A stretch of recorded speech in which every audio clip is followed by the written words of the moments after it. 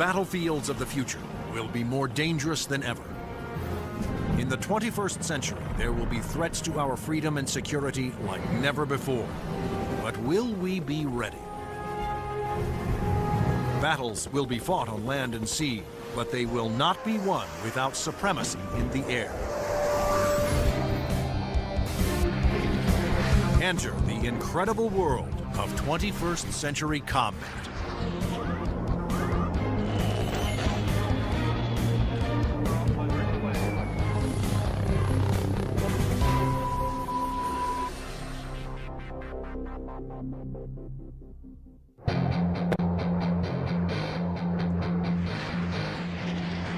Air power is the dominant strategic force. It's air power that lets you influence events and respond to events quickly. It's air power that lets you fight a war without putting hundreds of thousands of people on the ground. To date, Air Force F-15s have won more than 150 dogfights against enemy fighters without a single loss. And the Navy F-18 Hornet is widely recognized as the world's best carrier-based fighter-bomber. But in the future, neither the F-15 nor the F-18 will be able to survive against deadly enemy anti-aircraft missiles. Surface-to-air missiles, or SAMs, are going to represent the biggest threat. Those very formidable systems developed in Russia or China will have to be taken out of action very quickly in any future conflict.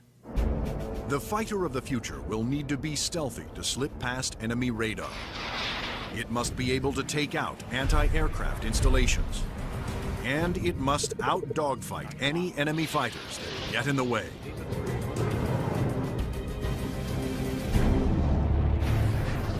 That future fighter is already here. The F-22 Raptor, the air dominance fighter of the 21st century. Developed by Lockheed Martin, this advanced tactical fighter has been designed to be the first plane to cross enemy lines, clearing the way for all other forces.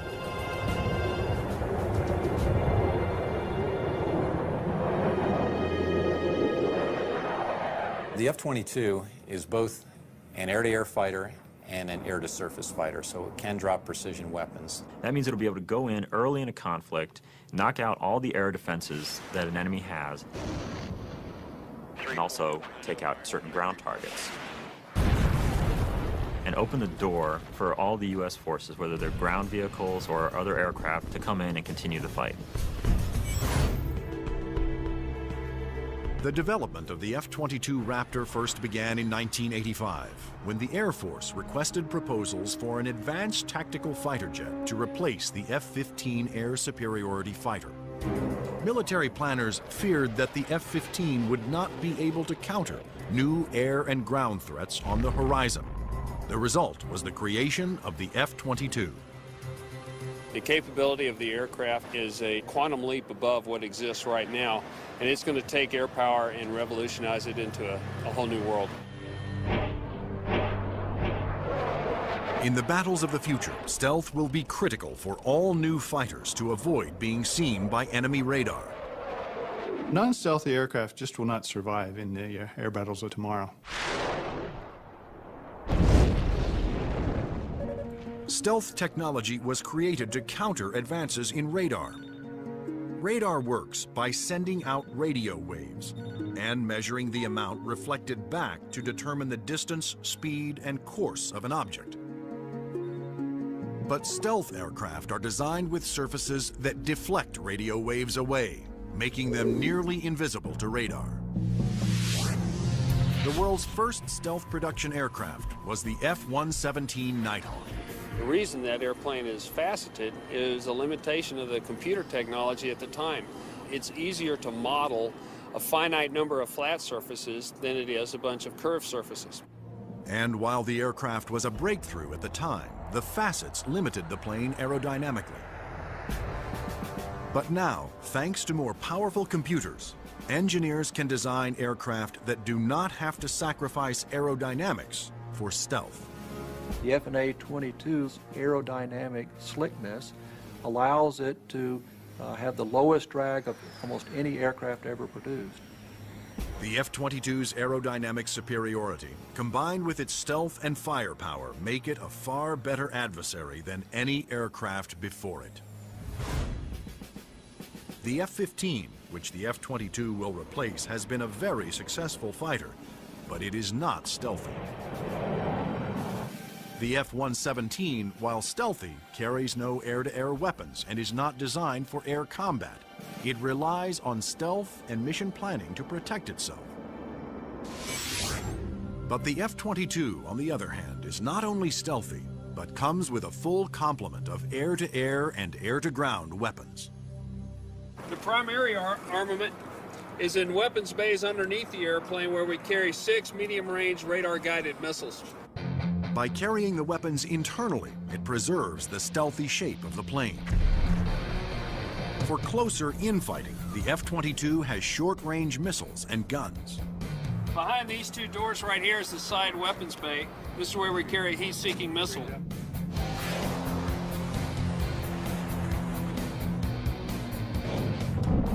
For close-in armament, the Raptor is equipped with the M61A2 cannon. The muzzle is hidden right behind this door right here. It's hidden because of the stealth characteristics of the airplane. Cannon carries 480 rounds and is capable of shooting 100 rounds a second. The F-22's advanced weapons systems will make it a formidable interceptor, as will its unique ability to find enemy aircraft without revealing its own position. When other planes use their radar, they become visible to every other radar system in the area. But that's not the case with the F-22. Perhaps the highest tech part of the airplane is the radome itself. Not only does the radome have to be stealthy, but it has to be able to transmit and receive its own radar signals. How the F-22 radar achieves that remarkable feat is classified. But what is known is that the F-22 can see enemy aircraft at a distance while remaining invisible to them. The first time that the bad guys will really know there's an F-22 in the area is when one of them blows up. Along with its advanced radar system, the F-22 is the first fighter to have supercruise, the ability to travel faster than the speed of sound without using its afterburners. A jet's afterburners boost speed by pouring fuel directly into the hot blast of the engines, adding fiery extra thrust. But afterburners are also wasteful, consuming enormous amounts of fuel, dramatically affecting the range and duration of a plane's mission. But the F-22 doesn't have that problem. Without using afterburners, it can supercruise at an incredible 1.5 times the speed of sound, over 1,000 miles per hour. This is all about our pilots being able to go fast, minimize the amount of time they are exposed to any threat, do the mission that we've sent them to do, turn around and come home safely. The F-22 is presently the only fighter in the world with supercruise, but it wouldn't be possible without a very unique set of engines. The goals for Pratt & Whitney were to provide a transformational engine that the Air Force needed, one that was stealthy, maintainable, and fast. The F-119 PW100 was developed by Pratt & Whitney after years of research. It sets the new standard for jet engines. Along with its incredible supersonic ability, the F-119 incorporates thrust vectoring. Here we are at the rear end of an F-A-22 Raptor. First thing you'll notice are the nozzles for the F-119 engines. In flight, during a maneuvering dogfight, they actually move up and down and vector the thrust of the engine to provide maneuverability. It helps us turn inside any foe, maneuver at low or high speeds to outmaneuver another airplane or potentially an enemy weapon that's headed towards us. The F-22's stealth, supercruise, and vector thrusting are impressive breakthroughs, but its most outstanding feature may be its ability to nearly fly itself through advanced computerized controls. It relieves the pilot of all the duties, gives the pilot total freedom to just look out engaged in the combat scenario. In addition to monitoring its own performance, the F-22 constantly gathers data on other aircraft in the combat area and presents the most important information to the pilot. We're going to have information passed to us from either unmanned vehicles or from off-board sensors so that we can integrate data and use that information for targeting. And it's the way that we are driving our forces in warfare. We are much more integrated with both other services and with other platforms, and the F-22 fits right into that concept. The F-22 Raptor's total package of avionics, stealth, supercruise, and thrust vectoring make it the most technologically advanced fighter today. I've never been in an airplane that accelerates as fast, that's as agile, the ability to turn very sharply, and it just brings a great combination of the speed, the stealth, and the avionics to the fight that nobody else is going to be able to touch. But there will be future competitors, like the Russian Sukhoi 37, which features thrust vectoring and a radical forward swept-wing design. And the fifth-generation MiG, the 1.22, which some have nicknamed the F-22ski. The Russians are still very active aircraft developers. They've got a variety of technologies that they're continuing to improve upon and that can be made available to our future enemies. And so that's why we have to stay on top of the technology that we are developing and make sure that it is able to take out anything that other countries develop. When you look at the adoption by China of the Su-27 and the fact that it'll probably be modernized and improved, that brings up the need for more advanced fighter aircraft in the US. And that's one of the main reasons, I think, why the Air Force is so insistent on the need to have the F-22. In addition to Russia, other U.S. allies are producing advanced interceptors for export that are superior to the F-15, such as Sweden's JAS-39 Gripen and France's new Rafale. Germany, Italy, and the UK have joined forces to create a Eurofighter, the Typhoon. If these planes fall into unfriendly hands, the U.S. Air Force will need the F-22 to maintain their advantage. We're always going to go into war wanting to have that air dominance, and the F-22 is going to be the big boy on the block that can help us to do that. In future combat, the F-22 is to be joined by another stealthy aircraft, the F-35 Joint Strike Fighter, the ground attack bomber of the future. Designed for the U.S. Air Force, Navy, Marines, and Britain's Royal Navy, the question is, will it work for every user?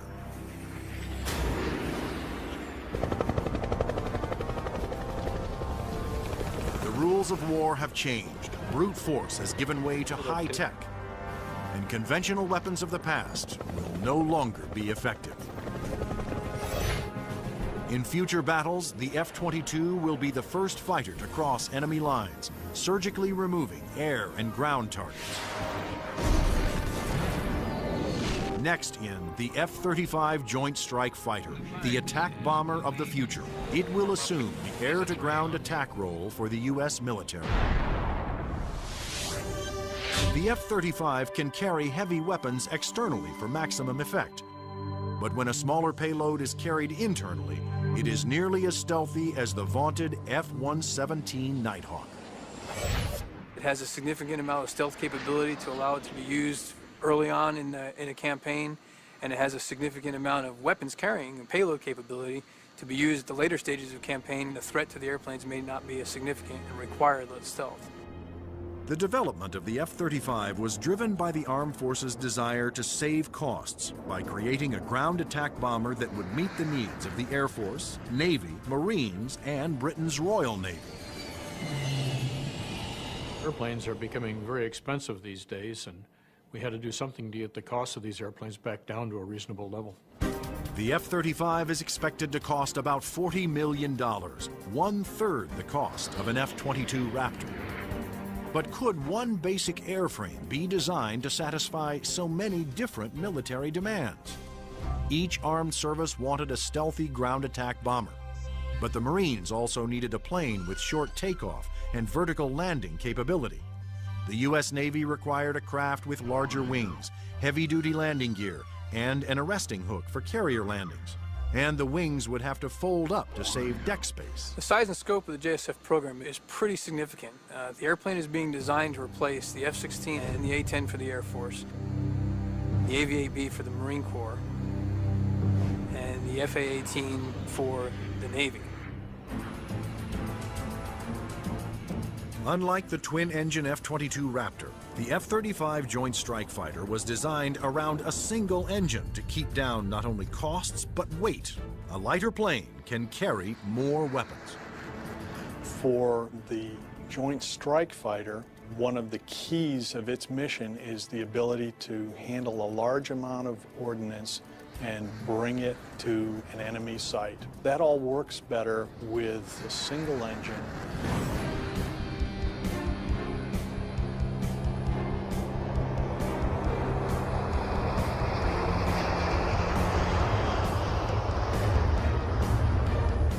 The Air Force version of the Joint Strike Fighter, the F-35A, made its first flight attempt on October 24, 2000.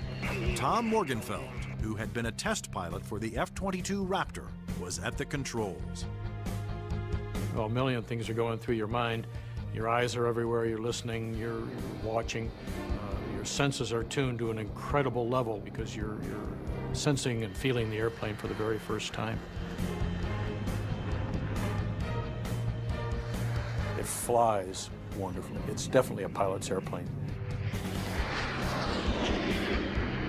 The Air Force testing went smoothly. Next, a Navy version was built with heavy-duty landing gear and wider wings for the slow speeds needed to land on carriers. Navy test pilots flew touch-and-goes, demonstrating the F-35's ability to land within the space of a carrier's flight deck. But the most difficult challenge still lay ahead for the F-35 program. The Marine Corps needed a version that could perform short takeoffs and vertical landings, STOVL for short. The STOVL capability is extremely important to the Marine Corps because the airplane can go just about anywhere that the rest of the forces can go. It's not limited to needing a large runway. It doesn't need a really big ship to operate off of. Engineers at Lockheed Martin, the designers of the F-35 Joint Strike Fighter, took a hard look at the AV-8B Harrier, the STOVL fighter that the new aircraft would have to improve upon. The Harrier is a great airplane if you look at the fact that it's basically 1960s technology. It's achieving all those wondrous STOVL flight sort of maneuvers without the aid of a lot of computers. The Harrier's ability to take off, hover, and land vertically is achieved by vectored thrust. The powerful force of its jet engine is directed downwards through 4 nozzles that can pivot 90 degrees. I was brought in because I am a Harrier pilot with almost 1,600 hours in that airplane. So all of the lessons learned I have from the Harrier airframe and operational experience I have, I was able to bring to the program and use those to help evaluate the X-35 STOVL version. For hovering, engineers gambled on a radical new system. They planned to supplement the vectored thrust method by harnessing the jet engine to a drive shaft that would power a fan to blast air downward. In 1991, we unveiled this shaft-driven lift fan system to the technical world. Some actually said, "You gotta be kidding me. Are you guys serious?" The lift fan required doors to open behind the pilot on the top and bottom of the plane to draw in more air. The fan would blast air down mid-ship, while the jet nozzle in back swiveled, blowing its powerful exhaust down to create a balanced lift force. The shaft-driven lift fan system allows you to harness a lot more energy out of what the engine is producing. But harnessing a jet engine to a drive shaft proved to be extremely difficult. The mechanical energy we were dealing with in the shaft-driven lift fan system was very large. We had 28,000 horsepower being transmitted from the drive shaft from the main engine to the lift fan. And that's similar to the power going through a U.S. naval destroyer. The lift fan's ability to blend large amounts of cool air with the hot jet exhaust provided another important benefit. One of the things we learned in JSF was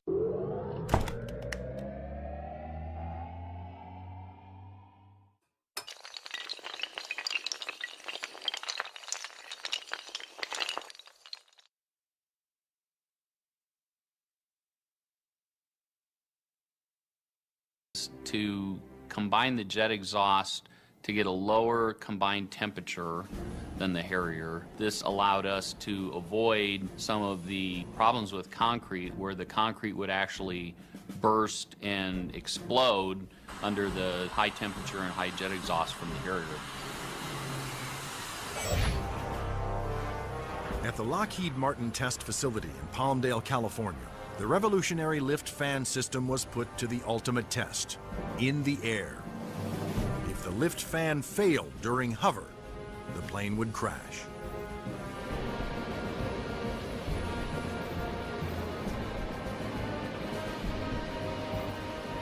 It made its first flight in 2001, and it was a complete success.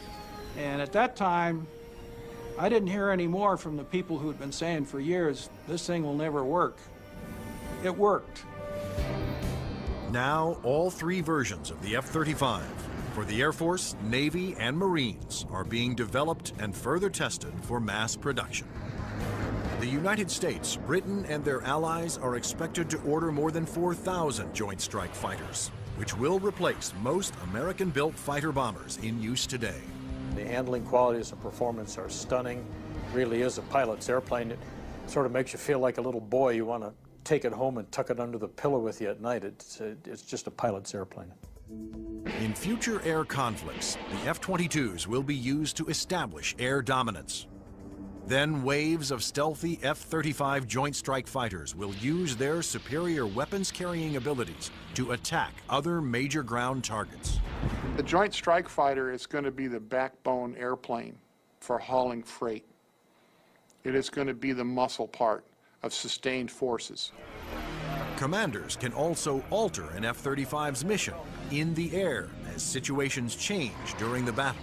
There are a variety of ways for the F-35 to bring in information from external platforms, other airplanes flying around the battlefield, satellite-based assets, ground-based assets. All that information can be presented to the pilot in the cockpit and allow him to be more of a tactician and manage the tactics of the game that day instead of worrying about the nuances of flying the airplane.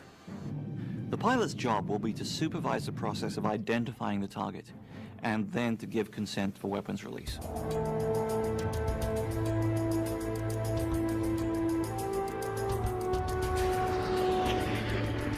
The Joint Strike Fighter will be able to carry a wide range of weapons, to include the heavier weapons such as the 2,000-pound bunker busters and 2,000-pound blast weapons.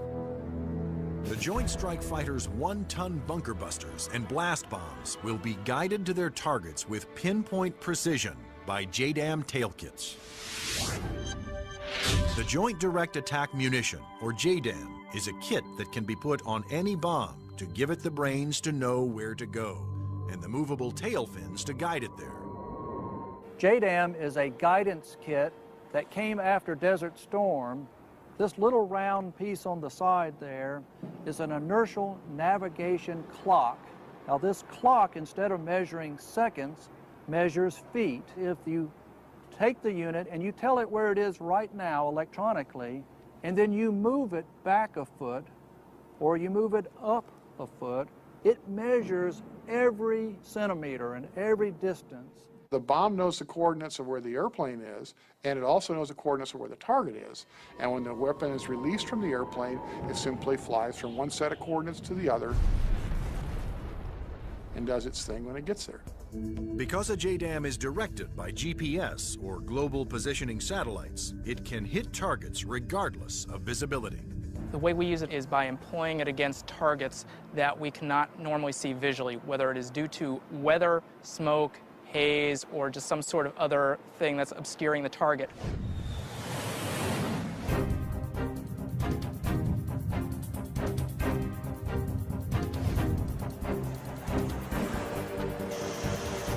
As a JDAM falls, its inertial clock keeps track of its position and signals the tail to make course corrections, directing it to the target.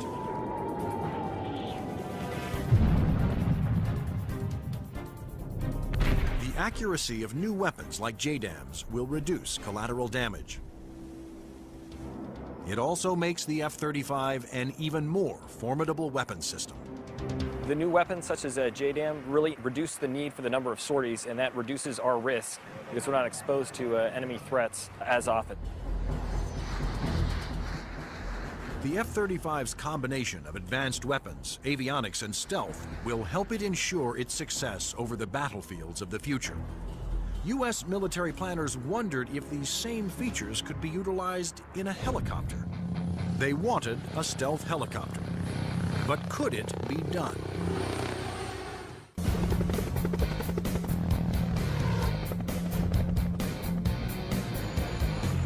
Over the last 50 years, helicopters have evolved from slow-moving multi-purpose support vehicles to fast-moving frontline attack ships. But in the high-tech wars of the future, speed alone is not enough. Information is the key. There's three elements that are critical to warfare.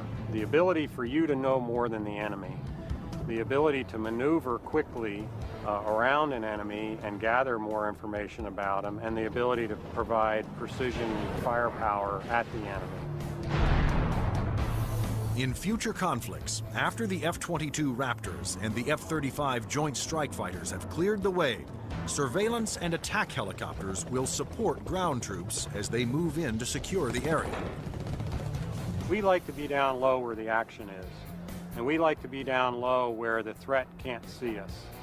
But at such low altitudes, helicopters are vulnerable to a wide assortment of ground-to-air weapons. All the simple systems, the guns, unguided rockets, the surface-to-air missiles, it's got to deal with all of that, and it's got to deal all of it effectively. The Pentagon has responded with a two-pronged strategy to counter this threat: inexpensive, expendable unmanned helicopters and stealthy manned helicopters. Unmanned helicopters will be primarily used for surveillance and for gathering targeting information. Fire Scout, designed by Northrop Grumman, was specifically developed to take off and land on Navy ships. However, the key to creating a successful manned helicopter for future combat is to make it stealthy like the F-22. But the question is, can it be done? Achieving stealth in a helicopter is different from stealth in a fixed-wing aircraft. You're concerned about different signatures: radar reflectivity, infrared, noise, all things that will give away an aircraft's position. Those signatures, like heat, smoke, and sound, put helicopters and their pilots at serious risk over the battlefield.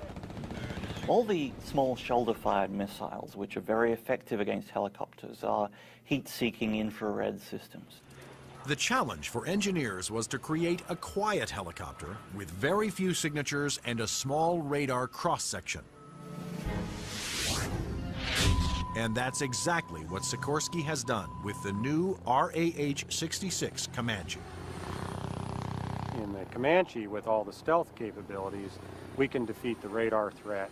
We can defeat the guy with the shoulder-launched heat-seeking missile. And from the guy popping up in the tree, our agility defeats him. Our small size, our quiet acoustic signature defeats him.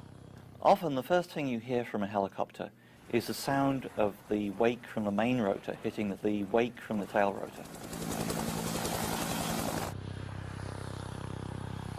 In the Comanche, the fan tail is shrouded, so there is no interaction between the fan blade tips and the main rotor tips, and it's also canted slightly. And those all contribute to reducing the acoustic signature. Engineers also experimented with the main rotor to find a quieter design. If you look at a Comanche, it's got a 5-blade rotor, and what that does is it cuts down the normal chop, chop, chop sound from a helicopter into a more discreet whir that kind of blends into the background. Reducing the heat signature of a helicopter is also essential to making it more survivable. When you look at a Comanche, the first thing you ask yourself is, where's the exhaust? Where does all this hot air get out of the engine? The Comanche's exhaust actually escapes through the tail boom, where it is instantly dispersed by cool air from the rotor. That missile has to have something to home in on, and that's a heat signature. Comanche defeats that by the engine exhaust being mixed with ambient air and cooling it so that there's no longer a heat plume for that missile to home in on. To defeat radar, the Comanche utilized the stealth secrets first developed for the F-117 Nighthawk.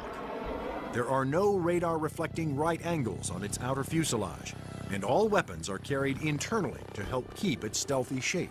What's interesting about the helicopter is some of the things that achieve stealth actually make the helicopter better.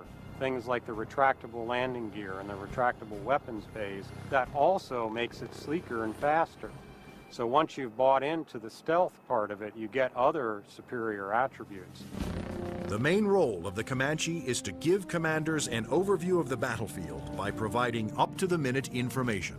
Comanche is going to be basically their flying cavalryman. It's going to dart in and out, slash and cut, be a reconnaissance vehicle. As Comanche's two pilots gather data, their computer shares that data with other Allied forces. When the Comanche finds the enemy, he's going to kind of direct like a quarterback to apply the firepower to defeat that enemy.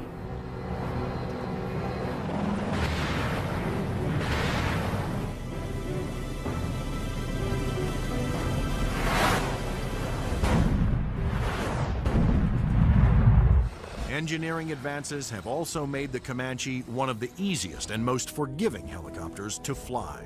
One thing that Comanche brings that other previous generation helicopters can't bring to the table is the pilot can maneuver the Comanche in virtually any axis without fear of exceeding any limits.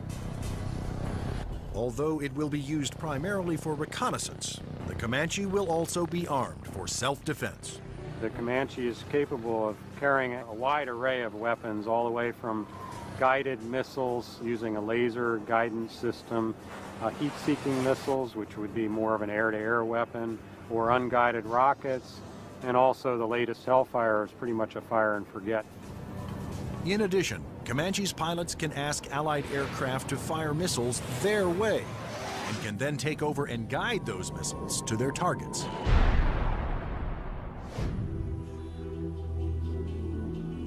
If the Comanche is hit, its computer system can often fix itself by reassigning vital functions to undamaged computer cards. This is where the computer brain of the Comanche is.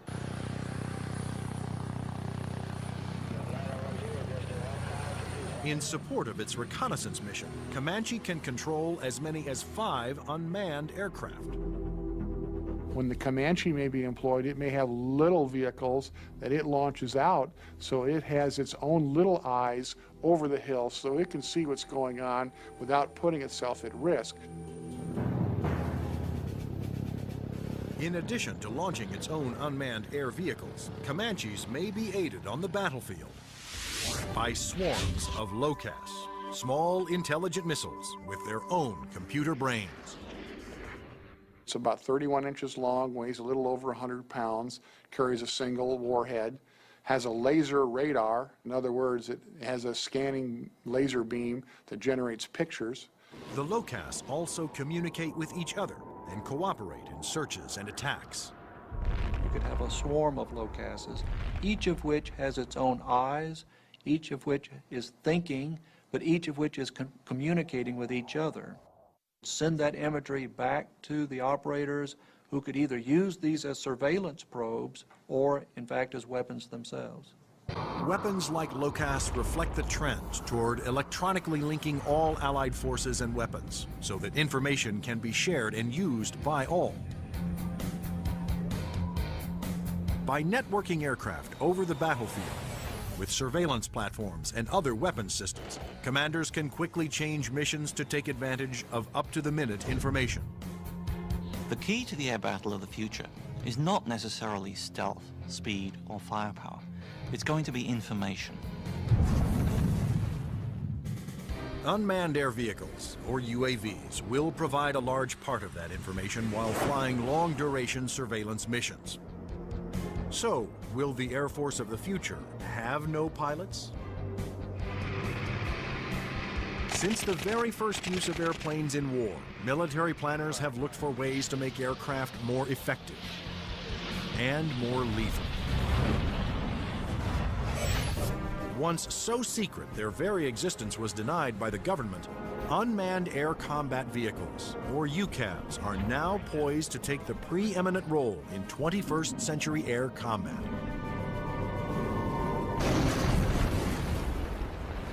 UAVs are certainly going to change air power in the 21st century. You can see it starting to happen today, but what we're looking at now is just the beginning, because there's going to be more of them, and they're going to be better. Unmanned aerial vehicles allow the military to do more with less, to put more aircraft into the air than you otherwise would be able to because of the limited number of pilots that you might have, or where it might be too risky.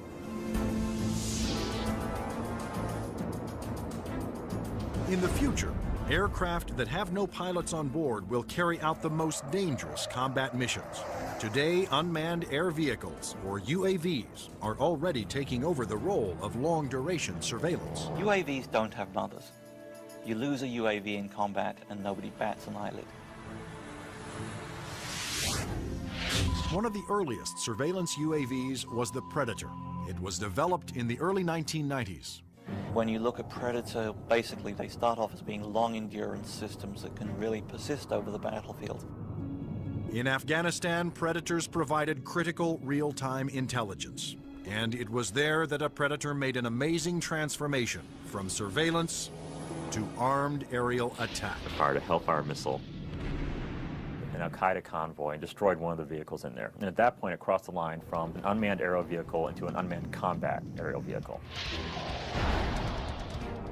Today, the new Predator B can carry up to 10 Hellfire missiles. Of course, its primary mission is still what the military refers to as ISR, or Information, Surveillance, and Reconnaissance. It's basically a poor man's satellite. I mean, you can bring it in and let it dwell in an area. UAVs transmit important visual information to battlefield commanders via satellite or other data links. Once targets had been located, identified, and cataloged, these could be disseminated to other weapons or weapon systems. Reconnaissance UAVs have multiple ways of conducting surveillance. On clear days, they use specially stabilized optical lenses that can zoom to high magnification. At night, they use infrared, and under adverse conditions, they use synthetic aperture radar to pierce the thickest clouds, sandstorms, or oil field smoke. When the radar is reflected back, it can also be used to create a 3D image of objects. If the enemy chooses to use countermeasures or decoys or deception techniques, having to beat 3 systems is a lot harder than 1. The success of the Predator paved the way for the development of an even more advanced high-altitude jet-powered UAV by Northrop Grumman.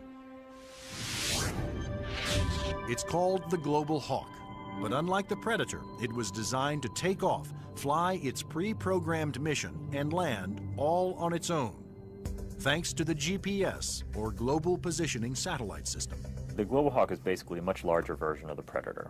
It has higher altitude capabilities, increased payload. It can carry a lot more sensors, a lot more communication devices, and it can loiter over a battlefield for up to 35 hours. The Global Hawk can stay aloft for a day or more, providing constant near real-time video surveillance over an area the size of Illinois. Predator and Global Hawk give us an up-close view, which is something you can't get from a national asset, which would be a satellite type of thing. Though still in development, the Global Hawk had a dramatic impact during Operation Iraqi Freedom. A single prototype provided information to Allied forces on 55% of all time-sensitive targets, including mobile Scud missile launchers.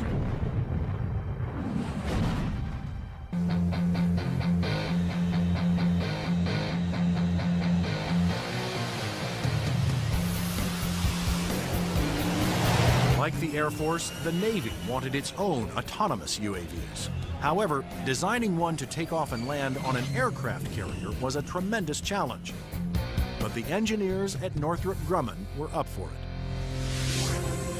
In the summer of 2000, they began working on the X-47 Pegasus. The hardest part of the Pegasus program was definitely the flight controls. Getting on and off an aircraft carrier, of course, is one of the toughest design problems for an aircraft. And doing this with a tailless vehicle like Pegasus certainly was the toughest problem we had. That problem was solved by using 6 innovative surfaces to make the plane climb, descend, and turn. This surface just rotates up. the elevon, of course, both up and down, and then there's another inlay on the lower surface as well. The first flight of Pegasus, the demonstration was very, very successful. It lasted approximately 12 minutes. There was no human in the loop. But could Pegasus, without any human assistance, land within the tiny space between the arresting cables of an aircraft carrier? The engineers came up with an ingenious way to find out. And we actually glued a small paintball down under the bottom of the hook so we could get a clear touchdown point. That was quite an achievement that we're very proud of. The Navy will use its stealthy UAVs to get targeting information for its guns, missiles, and fighter aircraft. The initial focus has been on information, surveillance, and reconnaissance to provide targeting information to the Navy's strike packages.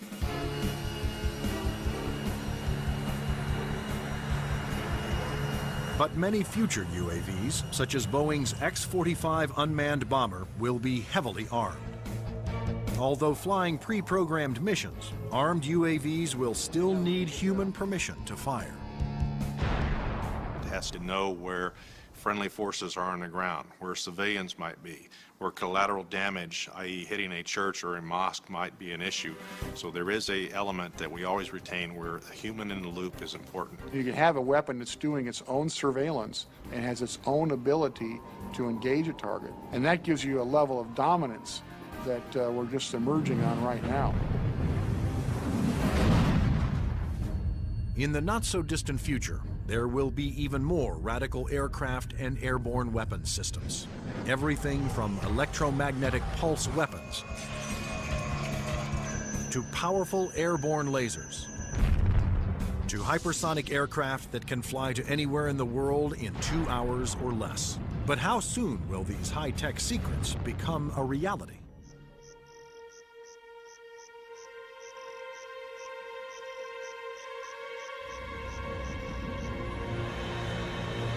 The enigmatic F-117 stealth jet flew in secret for 10 years before its existence was revealed to the public. Some of the unclassified projects that are acknowledged by the Pentagon seem more like science fiction than reality. The military is designing a weapon system designed to neutralize an enemy encampment or factory without destroying it and scattering nuclear, biological, or chemical materials. Electromagnetic pulse, or EMP weapons, will blast a highly concentrated magnetic field towards its target, overloading and destroying any electrical components.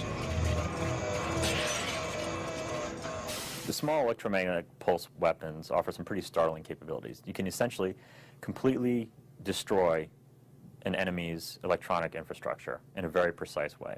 You can fly over a small facility, only a couple of acres, fire it, and suddenly none of their computers work, none of their weapons work, none of their electronics at all will work. Researchers are also experimenting with an airborne chemical laser. An entire aircraft has been turned into a chemical energy plant that points that laser at a target and burns through missiles. This aircraft will fly at higher altitudes and will primarily be used for Scuds or for ballistic targets that would be fired from one country to another.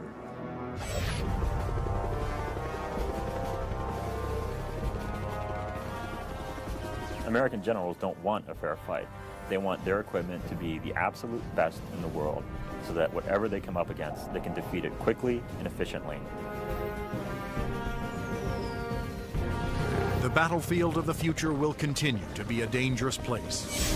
But military planners believe that the key to maintaining the security of the United States is to develop the weapon systems of tomorrow, today.